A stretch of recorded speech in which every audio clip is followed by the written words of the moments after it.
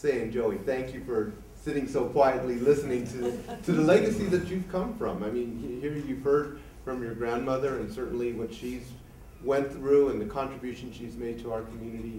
You've heard about the evolution of your parents, the personal evolution of your parents. So I think the question that we all have in mind is, so what was it like for you growing up in the household? How did your identity evolve? What was it like to be a part of this family? Well, I was, as you can imagine, politicized at a very young age. My middle name is Malik. I was born on May 19th in a couple of days, actually, but that's the same birthday as Malcolm X. And part of Malcolm X's Muslim name is Malik. So that, from the very beginning, that was, I started off on that political side, and a very radical one for that matter, right? It wasn't, Malcolm X wasn't one of the quieter ones. I think, though, we weren't, nothing was forced on us.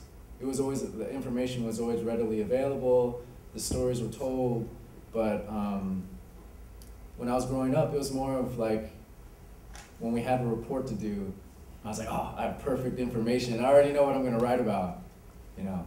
It wasn't like we were forced to learn it or anything like that. But at the same time, I think because it was so readily available, we took it for granted. I know I did, you know.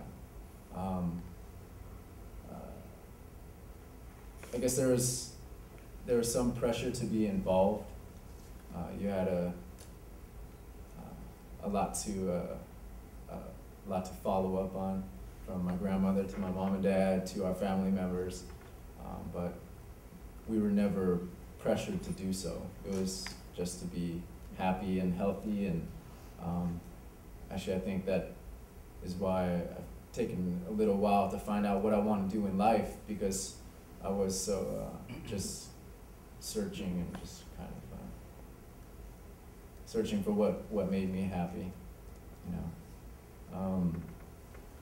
But I think the one thing that I wanted to talk about that I felt that was important to me, as for my identity, as a Japanese American, and just as a young person in general, was that they talked about the Vietnam War and the Civil Rights Movement.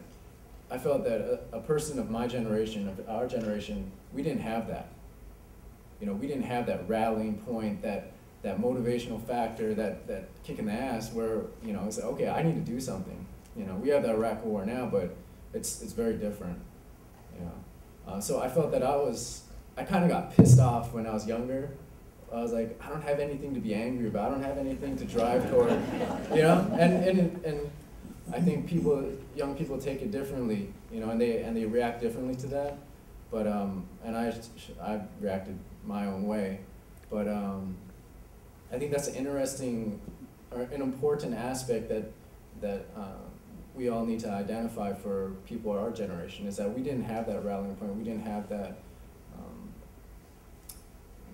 event in our lives, I think, that affected us all as a whole, and as a community, and as Japanese Americans. So let me ask you a different question. How are you similar or different than your Japanese American friends that are your same age? Well, I always kind of felt I was a little different, because, I mean, even though I kind of took pride in it too, but I went to the public schools. I went to Perry Middle School, I went to Gardena High School, and a lot of Japanese people that live in Gardena, they went to Torrance schools. And so I felt like I grew up a little differently. I played basketball differently. I talked differently, you know.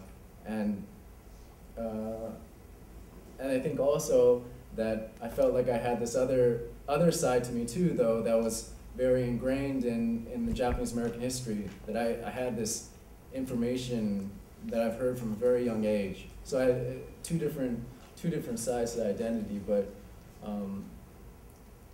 yeah, I think I was pretty lucky in that sense.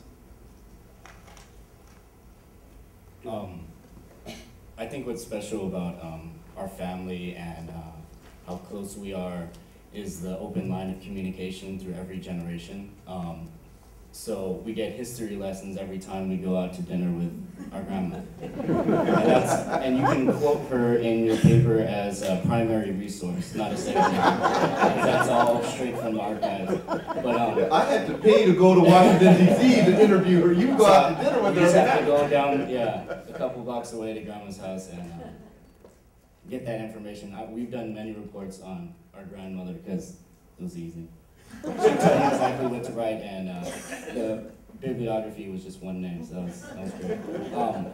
To touch back on what my father talked about in regards to coming to the dinner table, as well as my mother talked about the dinner table, that was the forum of communication for our family. Our parents made sure we came to the table for dinner without any books in your hands, the television wasn't on, and we talked. And kids, our friends and students that we knew, they would watch TV, by themselves, eating dinner, the parents would be doing something else, but we all sat at this table. And the energy and the information flowed from every generation, from our grandmother through our parents to us. And I think that's what helped mold our identity. Even though we didn't grow up, I can't even say that any of my closest friends are JA. I know some JA people, but my JA identity is very strong, and it comes through this open communication of our family. And it was at that dinner table. It's, we eat Japanese food, but I think that's what I really value, is that communication through with my parents, and that's what they really stressed, and that's why I think that's why me and Sei are who we are. Okay, I'm about to open it up for questions there, but I'll jump in my first question to the two sons. Was there ever a time that you felt you could bring a conservative idea home and talk about it with mom and dad? And what was the most conservative idea that you had, that you talked about with mom and dad? I mean, was that even allowed?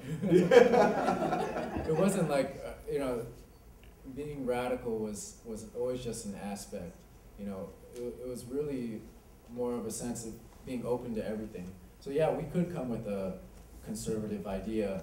I don't know if we ever did, but I mean, it was really an open environment where we could come with something out there, because that actually would be radical for our families, coming with a conservative idea, right? So, yeah, it was a really open environment, I think, accepting environment.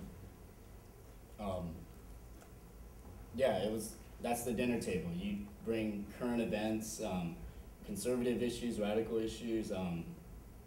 They were just there to, discuss these events. So if you had questions, they would answer them, and they would ask you questions back. So the dialogue was really big between these generations.